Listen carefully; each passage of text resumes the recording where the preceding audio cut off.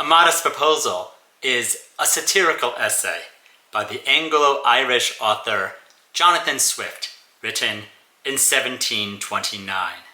The essay, fully titled as you can see here, A Modest Proposal for Preventing the Children of Poor People from being a burden to their parents or country and for making them beneficial to the public, addresses a real problem with an absurd solution in order to expose deep hypocrisy and flaws that could engender socially constructive change if confronted. That's the satirist formula. Real vices and abuses are held up to ridicule in order to shame the targets into changing for the better.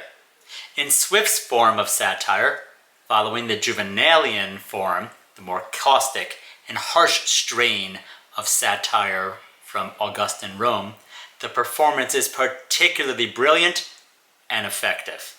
Swift is the Anglican dean, or chief cleric, of St. Patrick's Cathedral in Dublin, Ireland, and though of British parentage, he regularly advocates for Irish causes.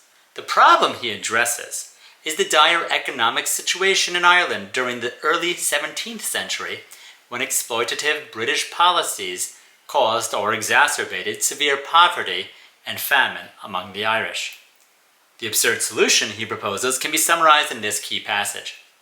A young, healthy child, well nursed, is, at a year old, a most delicious, nourishing, and wholesome food, whether stewed, roasted, baked, or boiled.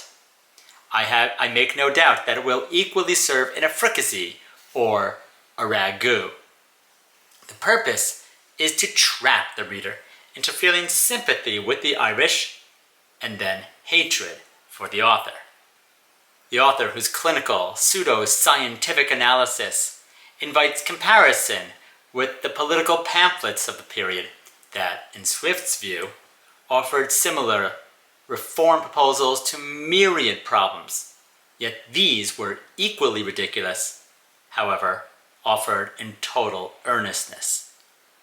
Who are the real targets of Swift's A Modest Proposal? Certainly the authors of similar political pamphlets, but perhaps so too their readers, including maybe Swift's own.